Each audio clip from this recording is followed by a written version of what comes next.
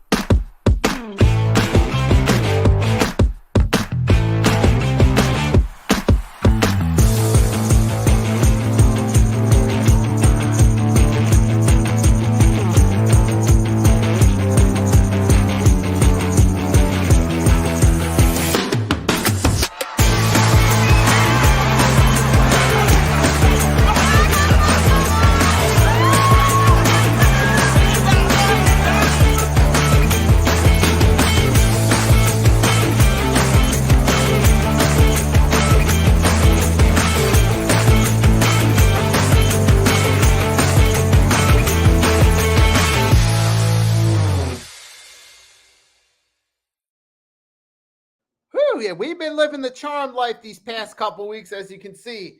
We're all Eagles Super Bowl out, Super Bowl champion shirt, Super Bowl champion hats, but now it's March, so that means it's free agency time. And one of the potential cons of being the defending Super Bowl champion is players going to hit the market, and especially when you're coming off a Super Bowl run, teams are going to be biting to get a few of your pieces. We know that's what happened last time. We lost, guys like TJ Edwards, Miles Sanders and company left. But to be fair, the Miles Sanders ended up being a blessing in disguise because we got something bigger out of it. But with that being said, though, we're here to talk about 2025 Eagles free agency. And let's start off talking about some of the moves that have already been made. We're going to start off with the big news. The Eagles released Darius Slay Jr. and James Bradberry. Now, those are interesting moves. Now, the Bradberry one seemed to be straightforward because it just seemed like Bradberry wasn't. Not necessarily that Bradberry was a scrub, but remember, he missed a lot of time. He missed time last year. He was on IR. And plus, we got guys like Quinyon Mitchell, Cooper DeJean on this team. They're the young guys that are locked for the future. Hey, C.J. Gardner-Johnson was more of an asset to the team than James Bradberry. So the Eagles decided, hey, let him walk because they feel like they don't necessarily need James Bradberry for the future. They got themselves a good core, young core with the secondary, and plus they have other positions of need, both on the defensive and offensive side of the ball. One of those guys was re-signed today to a new deal. I'll talk about that in a few minutes. But James Bradberry, we kind of saw this one coming. Darius Slay Jr., was a little bit of a tougher decision to make because a lot of people love Darius. He ingrained himself well with the fan base. His wife did a great job being a supportive of us as Eagles, of our fan base. So I understand that one was a little bit tougher. May have hit us a little more personally as Eagles fans, but I understand why the Eagles let Darius Slay Jr. walk. Because after all, even though he said he wanted to retire with us, maybe some fans aren't happy about the prospect of the guy who said he wanted to retire leaving. Darius Slay himself probably isn't a fan of it, which is certainly understandable from his point of view. You wanted to retire with the Eagles, go out into the sunset, and sometimes in life, plans don't always go as you hope for. So I understand he's probably disappointed, and I understand maybe some Eagles fans were disappointed seeing Slay walk, but I understand it. Number one, the business side of it, I get it. Because you have Cooper DeJean, Quinyon Mitchell, fresh off their rookie seasons. You know you need those guys for the future. And you want to keep your younger guys that were contributing the most, that being in the secondary, Mitchell and DeJean. You want to make sure you have room for them in the future. You wanted to make sure you have room for Zach Baun, who I'm going to get to in a minute. So I understand the business side. They let Darius Slay Jr. leave. Because to be fair, he is getting a little bit older, and we kind of did see at times he was declining. Now, Slay still had his moments where he made his plays. He still had his moments great moments. However, as a whole, when you look at the defense, both the secondary, the linebacking core, and the defensive line, Darius Slay didn't stand out as much on this defense as he had in previous years.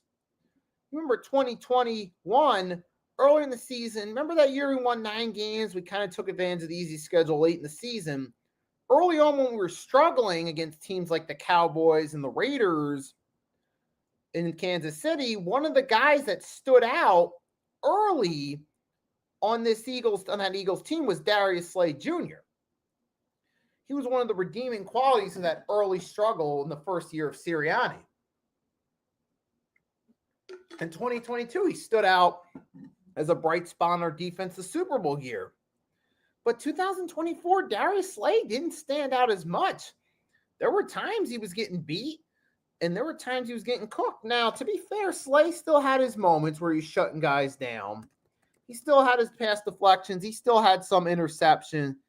Yeah, he still had his moments. He still had some deflections, but he didn't have any interceptions at all.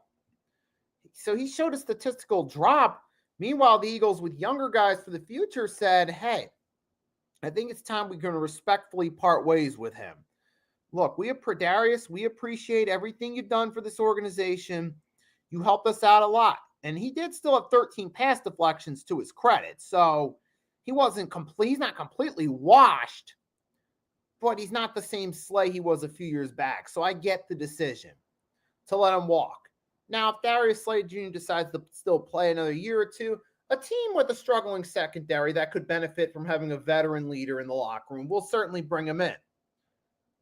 And for the Eagles, hey, with your future there, like I said, it was a business move.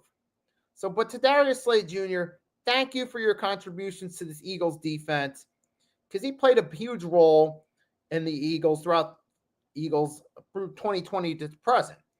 He played a big role. I'm sure he played a big role in helping mentor Quinyon Mitchell and Cooper DeJean. I'm sure that he was talking to them, giving them tips, giving them, they probably were picking his brain during practice and picking his football knowledge. So I'm sure Slay did a good job mentoring the young guys this year. So he's still, and to be fair, he wasn't the same Darius Slay we're used to seeing, but he still had his bright moments. So Slay still contributed to the Super Bowl run. I'm sure he contributed to mentoring Mitchell and DeJean.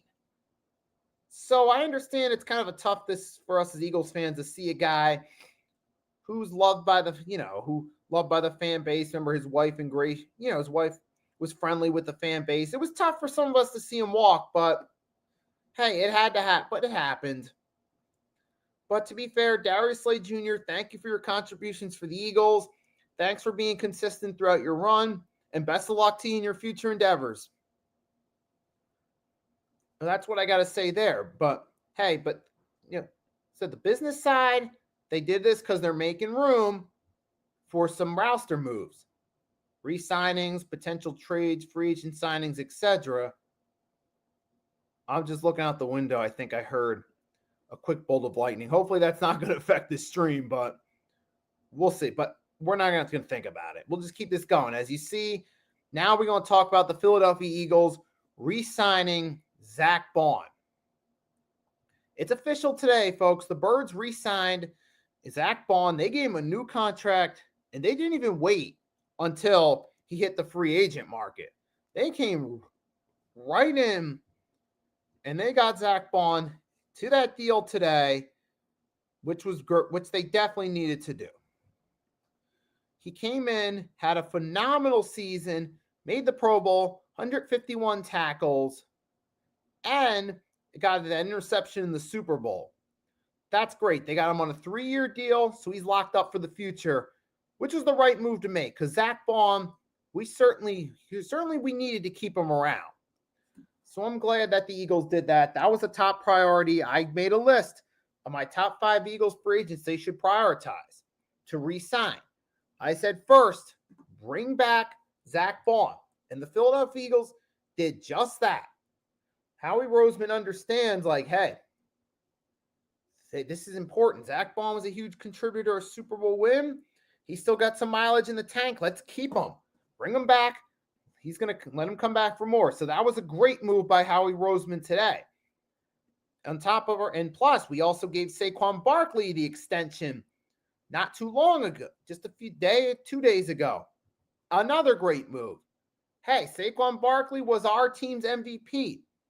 We got him here. He's still got some mileage in the tank. He can still contribute for the future. Keep him around. Another great move by Howie Roseman. Zach Baun re-signed, new contract. We don't have to worry about anybody trying to snatch him in free agency. Excellent move. Extending Saquon Barkley. Great move. It's exactly what we needed to do. So far, we're off to a good start. Now, I understand the Darius Slay move. Some fans maybe aren't happy about it, but you got to understand the business side of it, folks. The Eagles, they kind of had their hands tied. They had no choice. Yeah, and that's another key. That's we got to remember, too. Howie Roseman's always been great at helping the salary cap, too. And that's the most underrated skill about Howie Roseman as a GM. He's always had to worry about the salary cap. Always have to worry about who you're going to cut, who you're going to keep to stick within the salary cap. But you still also got to find the right players within that salary cap. And Howie Roseman did just that. He's managed to consistently sign the right guys, consistently make big free agent moves. Saquon Barkley last year. Darius Slay back in 2020. Then you also got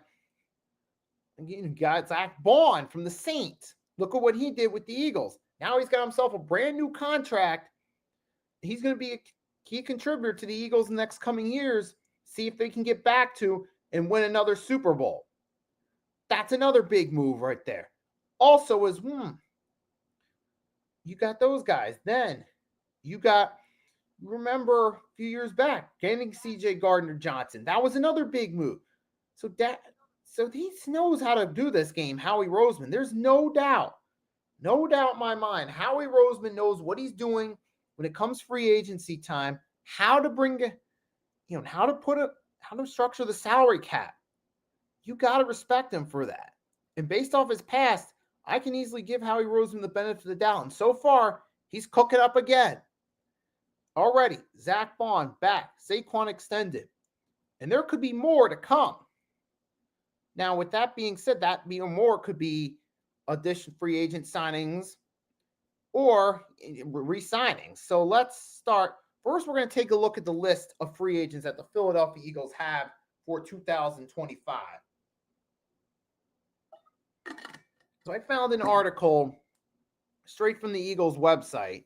It's going to be a list of free agents. Give me one moment. I'm going to pull it up on a separate tab and share the screen with you guys so you guys can follow along with it yourself. So here we go. This is going to be a list of the Philadelphia Eagles free agents we have coming up. So here it goes right now, folks. I'm going to put the link to it in the chat.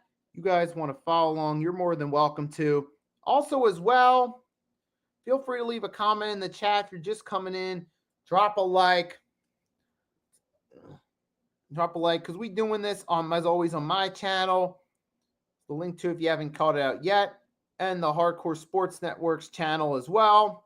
And speaking of the Hardcore Sports Network, we got another stream going on as well. the NFC East Real Deal Roundtable with Mac the Giants Phantom, Adam Costas. They on the network as well. So also make sure to show them some love if you coming by as well. I'm going to drop the link to that in the chat. So you can make sure you show them love as well. This is the link to the NFC East Real Deal Roundtable right there if you want to help show them, if you want to show them support as well. Now, with that being said, we got the list of Eagles free agents right here. We're going to share it with you guys and give you guys my thoughts. So we starting off, Zach Baun, like we just talked about. He's got himself a new deal today. Eagles gave him a 3-year deal. And that's where we're starting off. So Zach Baun. Then we also got Mika Becton, guard. Former first-round pick. Came after 4 seasons with the Jets. He helped set an Eagles franchise record with, he helped with that 3,048 yards. That was mainly Saquon Barkley. And then so we got Mika Becton. He's one of 2 guys we could try to get. I would say either bring him back or Fred Johnson, who's also a free agent as well. And we also got Orion Burks, who filled in after Nakobe Dean went down in the playoffs. He helped contribute in that round. He had a total of 19 tackles, 12 sold, 2 forced fumbles, including the one to start off against the Packers. And he'll be entering year 8. And so you got to wonder, will he be Orion Burks? He's not a top priority re-signing to me. To me, I'm more focused on getting at least one of our guys on the defensive line back and one of our guys on the offensive line. Like I said, the offensive line is either Mika Becton or Fred Johnson, one of those 2. We can't have both of them, but I would like to have one of them. So that right there, I don't think that Paris Campbell, we could maybe get Paris Campbell, but he might be easy to snatch because his value isn't going to be high. Like what could happen with him though is we could re-sign our main guys, maybe look for maybe pull off a trade, get a name from another team, and then maybe we still have some spot to fill at wide receiver. Maybe we bring Paris Campbell back because he's not going to be a big market name on the free agency. So even though he's not a top priority to me, he is a guy that could realistically be back. Then you got LaRaven Clark. He was placed on injured reserve. And, he didn't play. He didn't play a game for the Eagles, So I don't know. LaRaven Clark will probably move on from here. You got punt returner Britton Covey. We missed him. Now, we didn't have him play, but we didn't really miss him during the season. I'm curious. He might be another one that will come back because he could more of a system guy. Even though he's not a top priority guy, he could come back. Jack Driscoll. I'm thinking Jack Driscoll. Maybe he might come back. Maybe him, but I'm leaning more toward bringing back Mika Becton because he was more valuable of those 2. So I would bring between Mika Becton and Jack Driscoll. I'm leaning more toward Becton, and we could get Driscoll back. I'll put it this way. What I would do is I would lean more toward bringing Becton back. But if unfortunately we can't get him or someone else claims him, then bring back Jack Driscoll as the backup plan. So it is possible we could get Driscoll back, especially if Becton signs elsewhere. Kenneth Gainwell, maybe, but this may be the time where he finally parts ways. Fred Johnson, I don't know. Then you got Rick Lovato, 2-time Super Bowl champ. He was with the Eagles both times. He's the long snapper. Long snappers aren't that high on the market anyway, so there's a good possibility, like I said, when time goes along, come back. Avonte Maddox, I don't think we're necessarily going to. I don't know about Avonte Maddox, though. We initially let him walk, but then we brought him back.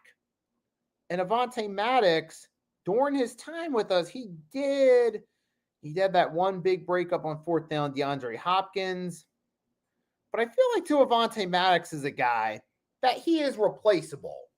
He's not the guy he is eventually replaceable in the long term. So kind of iffy. Isaiah Rodgers, I would like to have him back, especially with Darius Slay being out of the picture. Maybe he could come back, but I don't know. I'm going to come back to Josh Sweat. CJ Uzomah, nah, we don't need him. We don't need CJ Uzomah. I'm not too high on bringing him back. Josh Sweat, he's the guy I would lean toward. 8 sacks during the season, dominant, good play during the Super Bowl, especially but then again, Josh Sweat's also a guy that, hey, do you got David stopping by? Thanks for stopping by in the chat. Thanks for kicking and rocking with your boy, Nicky Stees. Hope you're enjoying this right here. And Josh Sweat, now, he's a guy I would like to see come back. But I think realistically, there's a possibility Josh Sweat could get snatched. He's going to be higher up on the market based on performance for a team that's looking for an outside linebacker. And that means he could be gone, but we'll get more into that later. Then you got Milton Williams. Milton Williams is the main guy on the defensive line. I'm looking forward to bringing back. Like, I would want him back. Out of all the guys here, the main ones I'd want to come back are Milton Williams, Josh Sweat. Now, this is a wish list. I don't know how realistic this is. Them, Jack Driscoll, and then, we already got Zach Baun, so I'm not really worried about him. I would go, my wing wish list is Mika Becton or Jack Driscoll, Josh Sweat, and who is it? Josh Sweat and what's his name? I just escaped my mind. And I just escaped my mind. Who? Sorry about that. I'm tripping right now. Milton Williams. Those are the main guys I'm looking forward to bringing back. Hey, what's up, Nikki Chad stopping by? Got SGA Sports Talk channel. So what I'm going to do right now, guys, is already planned. I will take a quick break. I'll be right back in 1 minute. And then after I come back from break, I'm going to close this one out a little bit. SGA Sports Talk channel. I'll be back with an answer. I'll be back in just a minute, so stay tuned, guys.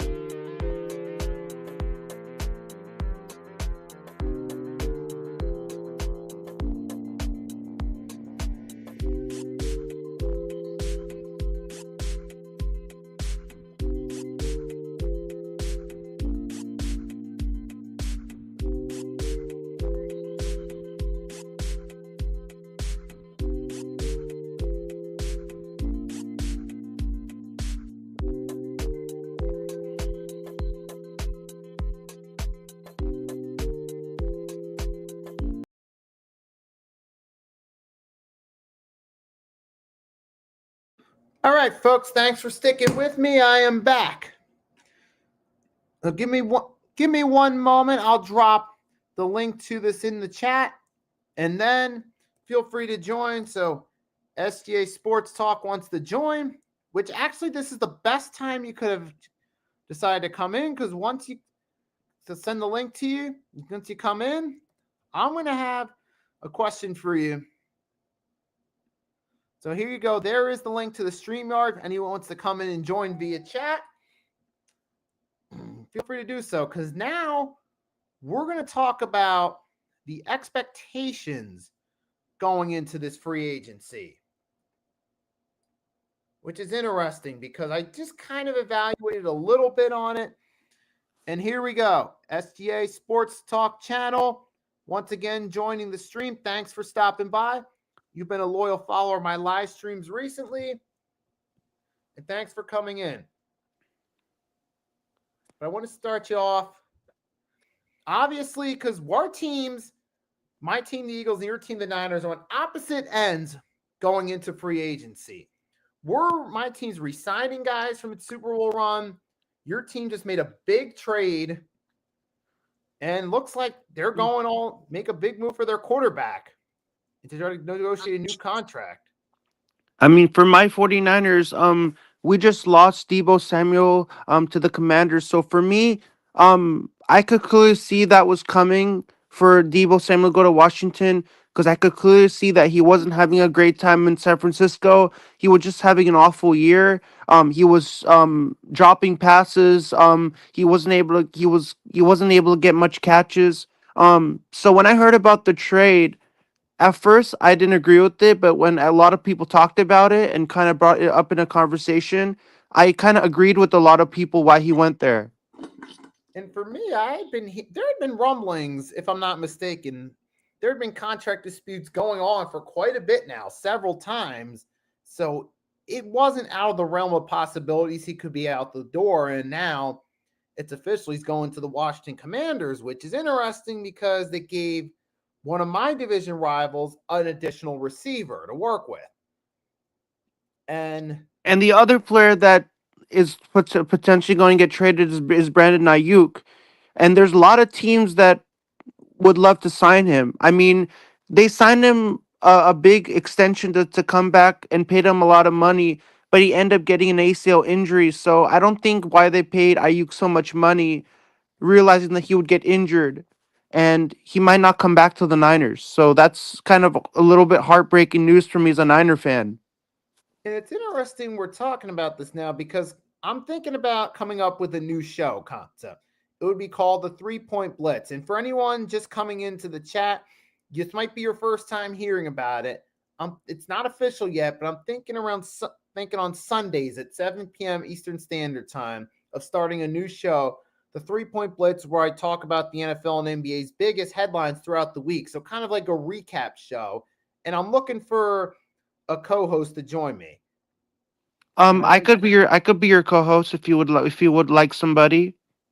And that's exactly why I feel this was the perfect time to bring it up, because I know you've been on numerous streams and you seem to enjoy coming in. So I felt this was the perfect time to put it out there. So it's not official yet, but it's either going to be this Sunday or the upcoming Sunday would be the first episode. About the Debo Samuel trade, was it shocking to you when you heard that Debo Samuel got traded to the Commanders, or were you like, this was kind of evident it's gonna happen one way or the other? It did kind of hit me a little bit off guard at first. At first, I'm like, whoa, but then I thought about it, I'm like, it's not really that surprising because I'd heard rumblings that he was going to be on the outs. And I could send you my my YouTube channel, and we could simulcast the stream on your channel and my channel if you would like to do that. All right, that would work. That would work great. Just gotta give me some time to work out the details a little bit, and we'll get back to you with that. But while you're still here, so for me, I was surprised because I was kind of stunned about it when Debo Samuel went to Washington, because when he was on the Niners, his predominant jersey number was number 19, and he wore number 1 because of some family ties to him having a son, and he changed his jersey number to number 1. So I think that it's not my place to interject, like I said last stream when we talked about this, to tell why players do what they do and why they wear what numbers they want to wear. It's not really my place to tell players what they should or shouldn't do. It's up to their right what they want to do. But I think he had more success with number 19 because that was his main number. I even have my 19 jersey in my room, and I haven't sold it yet. I still have it hanging in my room to this day still. So I think he had more success with that number. I mean, everybody agrees with me who is a Niner fan agrees that Debo Samuel had a lot of success with that number 19. And yeah, and if I do get the show going this Sunday, we can definitely talk more about it. But I do want to ask you a question while we're on football. How do you feel from a 49ers fan standpoint, looking at the Eagles, a team in the same conference, and seeing what they're doing now? Because they just got Zach Baun to a new 3-year deal today. They restructured Saquon to a new deal. They released Darius Slay and James Bradberry. Looks like they're clearing room for possible more moves to be made. So as a 49er fan to you as an Eagles fan, I think that you traded you let Slay go and Bradbury go, but I think you're gonna get a lot of acquisitions. I think your team is gonna become very strong and dangerous with all the new acquisitions that your team is gonna make. I think your team is gonna be very deadly. Your team's gonna be hard to beat with the players that you're signing.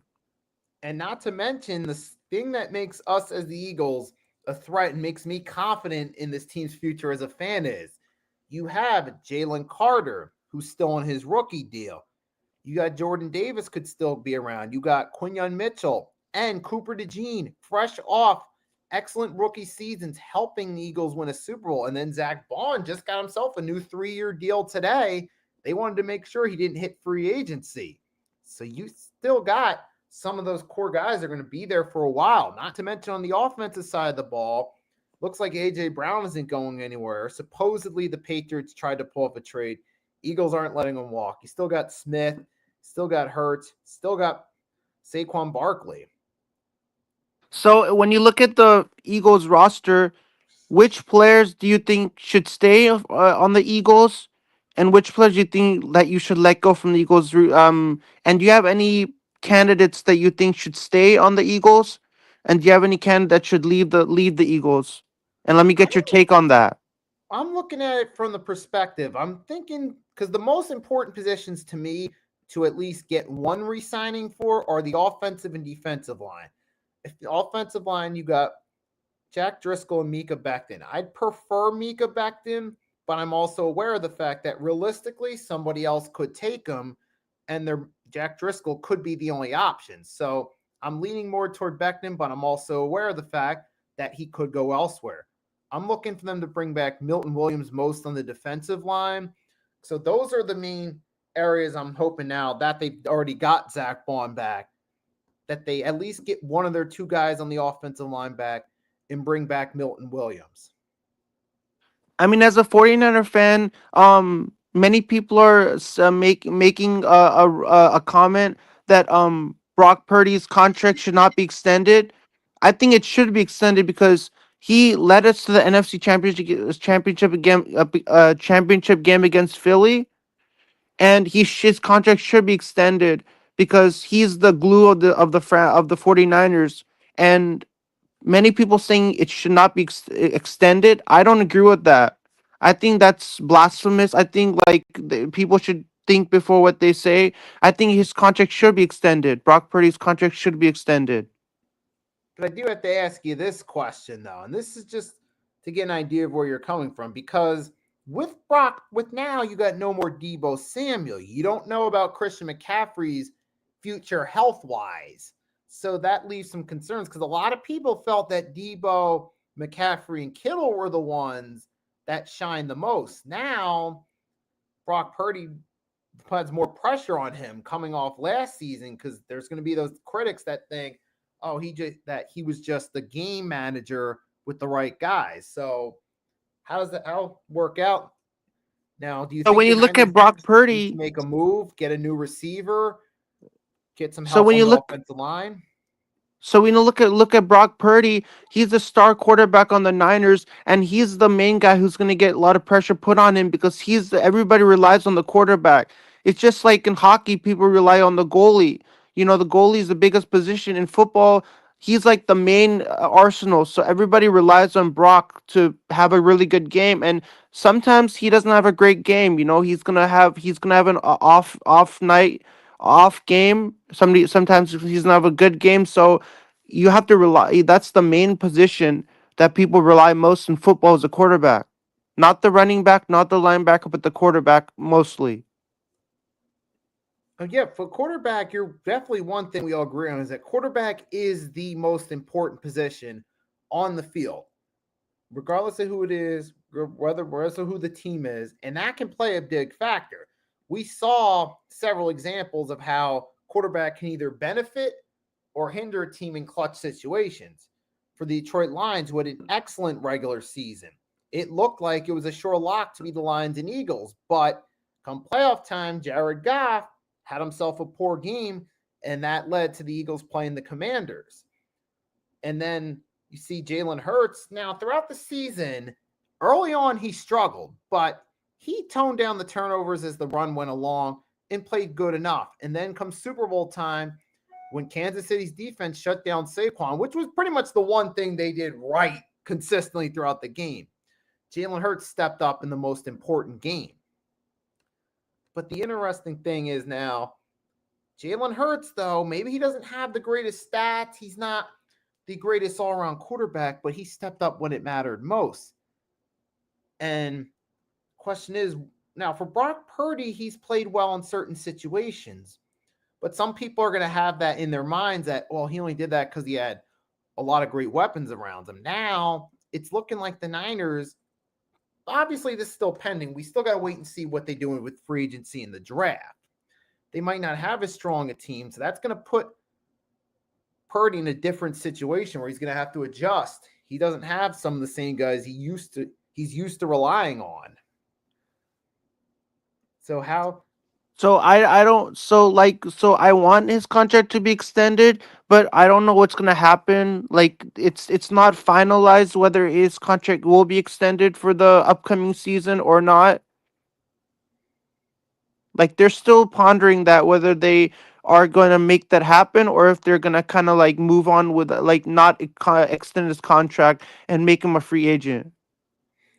Then it's interesting now that we're talking about this because this has got me thinking about quarterbacks in free agency. Last year, Jordan Love, with that big contract he got, that reset the market in terms of money, how much money certain quarterbacks are going to want, teams giving quarterbacks big contracts for the future.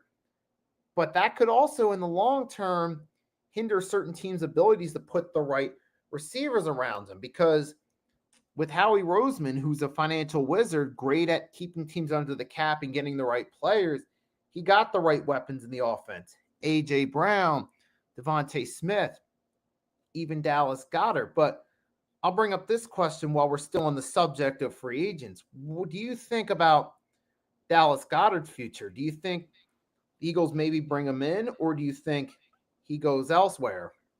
I mean, as you, I don't, I'm not a fan of the Eagles, but I think that Dallas Goddard should stay on the Eagles because he's their arsenal and he's their weapon. And then if he leaves, it'll be a big blow to the gut for you as a longtime Eagles fan if he leaves. So I think he should stay with the Eagles. I don't know if you agree with that or if you want him to leave, but that's just my take on it. I mean, I don't follow the Eagles, but I'm just saying something. In regards on this topic, do you think that he should stay on the Eagles or go? And what are your thoughts on that? I feel I personally, as a fan, want him. And it was interesting because I was a fellow Eagles fan of mine, Tone DeShields II. He from JK Chalk Up Sports. I was listening to his stream yesterday. He thinks there's a good possibility that Goddard could be affordable on the market, being that he's getting closer to 30. Some teams might not be the top target on their tight end list because they're looking at his statistics. He doesn't have the flashiest stats. But as Eagles fans, the reason we're high on the idea of Goddard being back is, yes, well, it's true he doesn't have the flashiest stats. The plays that he does make can be a key difference. Case in point, week 3 win against the Saints. We scored the touchdown to go ahead on the final offensive drive and closed it out on the next drive. Goddard got us in position with a huge catch that set up the run to take the lead. So the point being is Dallas Goedert is still efficient. It's those little plays right there. Like he made a few key plays against the Rams in the snow. Not great stats, but they were key plays that helped keep the game alive. So I think So when I look Goddard, at the Eagle, when yeah, I look at the field as a Niners fan, the Eagles really like they terrify me because every time we play the Eagles, we end up losing or we end up getting blown out or demolished. And then you're a strong team and you have a lot of arsenals on your team right now, and that's what makes me a little bit worried whenever we play you guys. Even though even though if it's the preseason or the regular season, it's very terrifying to play you because we have to be worried about you can do anything unpredictable on us and just blow us out of the water and just take over the whole game. yeah, exactly. And that's where a lot of people, myself included as an Eagles fan, we're very confident about this team. So what I'm going to ask you is what, based on Howie Roseman's history of good free agent moves, getting Darius Slay in 2020 when he was still kind of at his peak, last year bringing in Zach Baun from the Saints, and you saw he was unlocked in this Vic Fangio defense. He knows how to leverage well with the draft, getting guys like Jalen Carter last year, Quinyon Mitchell, Cooper DeJean, getting Saquon Barkley when he hit the market. I mean, do you feel there's another big move coming? Like, if so, what position could you possibly see them going at? Because they got I their could see running them back. going at running back, getting somebody at running back. But then, now that does bring an interesting question up because Kenneth Gainwell, who's been a long time second back, is hitting the free agent market. And being that he's known as a number 2 back, how likely do you think it is that the Eagles are in position to get him late in free agency because he's not that high marketable back on the free agent market? Matter of fact, I'll pull up the list of running back free agents to kind of get an idea of who's the most valuable and who's not. But I don't think Kenneth Gainwell will be that valuable. You got Javonte Williams is hitting the market. Alexander Madison's hitting the market.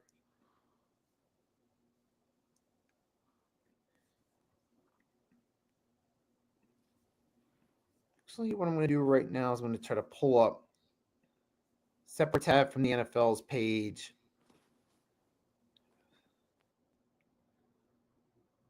So you got quarterback, Darnold, Fields, Jameis, mostly older guys and backups here. Take a look at the running backs. Who's available? You got Aaron Jones, Najee Harris, J.K. Dobbins. Let me put that down before I get a copyright strike. Rico Dowdle, Kenneth Gainwell. So he's a little bit valuable on the market. I mean, if you look at Kenneth Gainwell, if you let Kenneth Gainwell go, it's definitely going to be a loss for your Eagles because I think that he was a great running back for your team. So I don't think you would want to see him leave from your organization because I don't know if you're going to get somebody else in return for him if you trade him away. So who do you think you're going to get if you trade Gainwell away?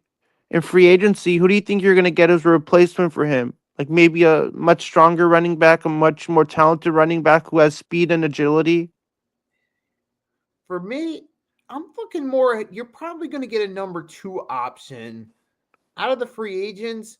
Rico Dowdle will fit that mold. And that's because for the Eagles, we already got Saquon Barkley there. He's our number 1 guy. Jalen Hurts is the number 2. Or you could find a guy in the middle rounds in the draft to take that role as the number 2 back if Kenneth Gainwell doesn't return. So I have a question regarding talking about the NBA and the Sixers because you're also a Sixers fan. So what are your thoughts on Joel Embiid out for the rest of the season? How do you think that's going to impact the Sixers as a Sixers fan and an Eagles fan? It's for the Embiid one, it's about time, and the reason why I say that is he was barely playing as it is anyway. If I recall, I don't know if he played more than two straight games at a certain stretch. He was constantly in and out of the lineup. It's clear this guy was hurt, mainly because he didn't take the off season from last year when he was playing hurt again in the playoffs against the Knicks to rest. He went straight into playing in the Olympics and aggravated his feet worse. So he never really got that full time to rest like player would typically get in an off season. And that's led to him. He's tried to play, but he struggled So to consistently play. as a I think it's a Sixers good fan, idea to just end what his were your season now. takeaways? So as a Sixers fan, what were your takeaways from the Sixers getting the 126 to 119 win over the Warriors? Quentin Grimes was phenomenal. He dropped 44 points. How strong do you think Quentin Grimes was for your team? I know the Warriors did fall to the Sixers. It was a great game. What were your thoughts on Quentin Grimes dropping a whopping 44 points? I know Mitch Kofsky was probably very excited about that Grimes dropped 44 points. He was playing like Steph Curry on the Sixers. Like he was just playing like Steph Curry level. I mean, hey, well, for starters, hey, he's stepping up. It's kind of that next man up mentality. If this guy's not playing, who's the next player up to step up and help in your star's absence? Now, Quentin Grimes so far has done good in that role, and I feel he's a guy. Sixers definitely now, since their season's pretty much all but officially over, play the young guys you got. Just see what you have with them. Let them play, and if they can get a little streak going of 3 or 4 games, or they can play well throughout most of the games the rest of the season, then maybe you got some guys to bring back. I mean, as a Warriors fan, in that game where we lost to the Sixers, it was a good game. It was very entertaining. The Warriors brought their A game against the Sixers. I think we played hard, but in the end, you guys were the dominant team in that conversation. I think you played a really good game. You also made the game interesting. Um, you're just a good team. You have a lot of good players in your team, and I just have to say, like, it was a good game, and your team came out strong, both sides. I mean, what are your thoughts on the Sixers moving forward? Do you think that they have a chance of winning more games moving forward? This season, I'm not too confident about them this season because they still have a losing record and they're not in the play-in tournament at this point. Now, they did get the win over Warriors, but looking outside of that, since the Super Bowl, the 76ers, outside of that one game against the Warriors, have been pretty much dumpster fire. I hate to be the Debbie Downer, but I think I kind of got lucky against you guys in that game because outside of that, we haven't played that good. I feel like this season, I don't see much coming out of it. I'm just looking forward from a basketball standpoint, get the Sixers season over with, then I can watch the playoffs from some more of a non-biased point of view and just enjoy it then. But also while we're at it, it's great because this would be the type of discussion we'd have on the show where like give you a little bit of a preview. Like we talk about the main moves made in the NFL, and then segue over into the NBA. So this talk we're having right now. Yeah. So the Philadelphia 76ers are having a tough start to the season. They have lost 2 games in a row. Right now, so they're not looking so good. I mean, that's why the Sixers are an inconsistent team because they win a couple of games and they go on a hot streak, and then they lose a couple of games and then they go back on the winning streak and then they go back on the losing streak. So this shows how inconsistent the Sixers are. Cause like that's not normal to see a team go on a hot streak and win games in a row, and then get a couple of games and go on a losing streak, and then get back and break the streak and go back on a winning streak. That shows that this team is inconsistent. That's why I'm not a fan of the Sixers, because how inconsistent that this team is, right? And same with the Warriors. The Warriors are inconsistent too, right? The Warriors won a couple of games too. Now they lost some games. So it shows that the Warriors and Sixers are both inconsistent in terms of that they win a couple of games and they lose, and then they lose a couple of games. I don't really the reason I don't make the comparison because your team is still in better position to make the playoffs. They're within the play-in tournament Because if you look at the standings out west versus the east, Warriors are in a better spot to at I least mean, definitely make in the the winning, playoffs. definitely in the win conversation, we look much better because we won 2 games in a row, and you guys lost 2 games in a row. So in terms of winning, we look a little much better because we were hot right now. We won 2 in a row. We look good. We beat the Charlotte Hornets and we beat the Knicks, so we look really hot right now in terms of our standings. So if I compare to you, we look much better because we've won 2 in a row, and you guys have lost 2 in a row. So that looks like things are not going so well for the Sixers. I mean, yeah, I feel like as a team, at least you got a shot at the playoffs this year. I still, with all due respect, don't see you guys winning a championship, but you have a shot at the playoffs at least. But I mean, at least that's a good sign that we have a chance of making it to playoffs. I'm not sure if we are gonna make it there. You know, there's a lot of games left in the season for us. There's a possibility that we end up making it to that point. I'm not really sure if it's gonna happen, but we'll just like game by game, we'll just look one game at a time and see how it goes. And see how that pans out, because I don't like to look at more than one game at a time. It's too hard to assess it that way. You want to look at one game and assess that game. If they win that game, you move to the next game. And then if they win that game, you move to the next game after that. And you keep looking at one game at a time to see how their performance is going. yep, definitely. And once I get an official start date for my 3 Point Blitz show discussing NFL and NBA content, I'll get back to you more about that. But about to close this one out right here. So, CA Sports But Talk, thanks for stopping how by. often If do you you go want to live? drop And the link how to many your how m- channel how in the often do you go chat. live, and how many streams do you do like in a week? Like, do you do like 2 streams a week, 3 streams a week? As of right now, usually doing 2 to 3. But once I officially get this podcast going, that's at least one guaranteed. And I'll definitely, once I figure out what would be the best time, I'll definitely get in contact with you about it. And we can work on a deal to make this podcast happen. But with that being Um, said, thanks for so stopping by. if you I want to get in appreciate hold your of me, support. you can get my ex. I can get your ex. We can exchange phone numbers to stay in touch, so you can stay in touch with me Is your on X SGA Sports Talk? yeah on X. Yeah, I'm going to SJ try. Sports Talk, SJ Sports Talk channel. Just it's right on the screen. So you just go to my X and you just look my handle on X. All I right. have a I I will have an X, so definitely. you could send me everything you want to send me on my X. Perfect. I'll definitely keep And in I touch with have you. and it's active. So if you need to send me anything you want, you could always send everything on there. All right, perfect. I'll definitely keep in touch with you. We'll make sure we have a agreed upon showtime every week. So again, thanks for joining. Is there anything you want to plug So you don't before need to we get so go? you really don't need to get my phone number. You can contact me everything through X, so we don't need to exchange phone numbers. Because you Right, can yeah, send me everything on my X, so that's the way we can stay in contact with each other. perfect. And is there any last words you want to give to the viewers?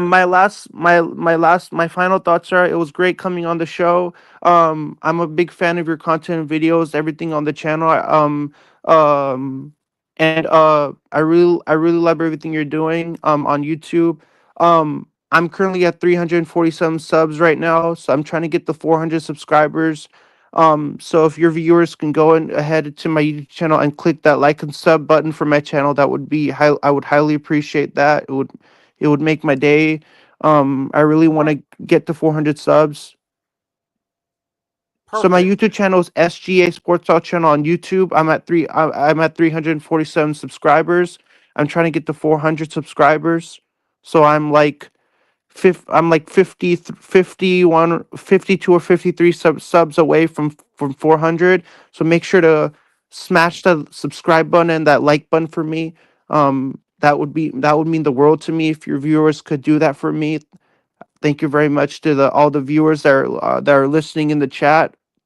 Um, and stay tuned because Nikki Steves is gonna have a 3 Point Blitz show. And he's gonna let people know about all the details about the show. So you don't want to miss out on when he's gonna have this new show. And he doesn't know the first date of the show yet, but he's still looking for a potential date that he can do the first episode for the show. And I will keep you guys updated on my Twitter/X. There is the link to follow it if you guys haven't done so yet. So for Nikki Stees, I'll SJ Sports Talk, definitely follow you on X, and you can follow me back on Twitter. So if have follow you on X, that means we both can stay in contact on X. Because I'll just go right now onto X and I'll type your handle on X and I'll follow you on X. So now you and I are both following each other on X. So we can stay in touch. Definitely let me know when you're gonna do this show. This new show that you're going to be doing. I'm really excited to co-host it with you. Um and just keep me updated on when it's going to be, cuz it's going to be your first show, and I'm really excited on this new show that you're starting. I'm alrighty. really excited, so keep me Yep. updated on all the details and all the news. All right. Definitely will do. So with that being said, everyone, thanks for tuning in. Have a great And Nikki night. Stees, it's great coming on, and I'll definitely see you on a future show. Alrighty. Peace. Have a great night, man. See you later.